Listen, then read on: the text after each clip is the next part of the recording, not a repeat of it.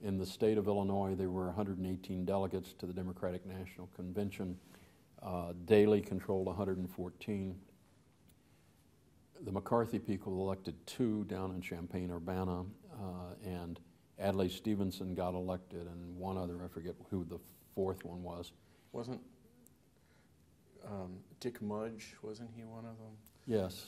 That wasn't Champaign. No, he wasn't was at Alton or somewhere like that. So and the other, at least one of them was Satterthwaite from Champaign. Right. Adlai gets elected from out in Liberty. Right. I don't remember, anyway, there are 4 of them out of the 118. So we're about voted 114 to 4 in the convention. But for us, in the 9th Congressional District, we ran Lucy Montgomery and Herb Krause. Lucy Montgomery is a well-known socialite, but is a terrible candidate. She was sometimes drunk. She doesn't show up very well. She's a socialite, not really a political speaker, but she's been important in the civil rights movement. And the best-known name that they had at the time, I had nothing to do with choosing the candidates. Herb Krause is a much easier candidate, but he's a PR person in town. He's got his own PR firm. Very dedicated to the peace movement, knows a few people. Anyway, it really didn't matter. Our candidates could have been A and B because they're running as McCarthy delegates. Mm-hmm. And we're electing them as McCarthy delegates. And we make this huge effort, huge grassroots effort like the north side of Chicago hasn't seen before. And we get about 20% of the vote or something like that. We're running against George Dunn, the later head of the Democratic Party. He wasn't quite yet head because Daley's still alive.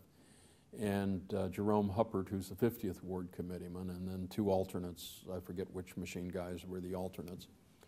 But anyway, they each control a huge number of more votes than we can get in their own ward, and they combine. But it's a vigorous campaign. We learn how to do coffees, raise volunteers. We do everything that's later in my Winning Elections book and in the Successful Campaigns We Fight Later. It was a funny thing. I didn't really know anything about running elections. Yes, I'd been involved in student politics. So what happened was John Carney was head of IVI at the time, and it becomes front group, and he becomes the McCarthy statewide campaign manager. So I go down and meet with John each week, and I say, John, what are we doing now? Well, we're supposed to get petitions. Okay. Where do we print them? Well, we print them at Pioneer, I'm forgetting at the moment, but with the machine printing press out on the 11th Ward, because we know they'll be legitimate and that we won't be challenged on the face of the petition. So we go get the petitions. We put the names of the candidates, Herb Krause or Lucy Montgomery and Herb Krause, and their address and all this stuff, and we collect enough petitions to get on the ballot. I go back down and say, now, John, what do we do next? Well, we have to run a registration campaign. Well, what's a registration? So he tells me, and I go do it. I tell the volunteers, they go do the stuff, and we run a damn fine campaign, but end up with 20% of the vote. But there's a hidden result there. We get 40% of the vote in wards like 43 and 44.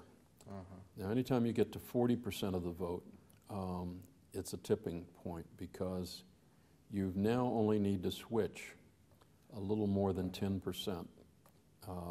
You can do that by registering new voters. You can do that by swinging over voters on the other side. So we end up only a year later electing a Bill Singer in the 44th Ward.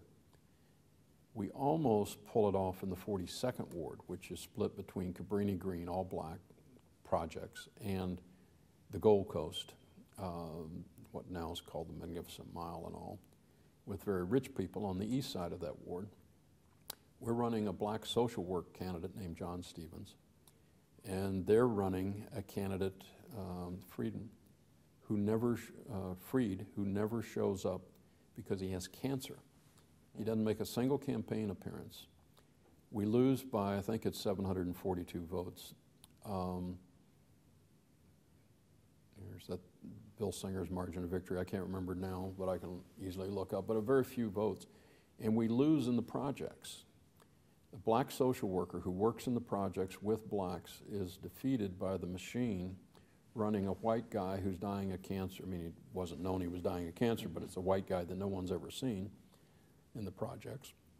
In some of the precincts that are, they're 4 paper ballot precincts, we're losing 400 to 12 for a white guy that they've never met, never seen, and no black work, I mean, the black workers are the precinct captains.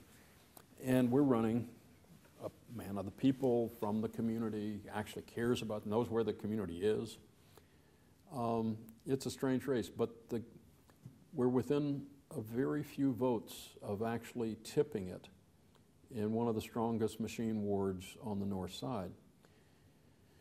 And we move from that then to fixing the differences and winning the votes to elect Don Clark Netsch and other people, Jim Houlihan, a state legislator, a flood of candidates over time, Bruce Douglas, state legislator, and on and on.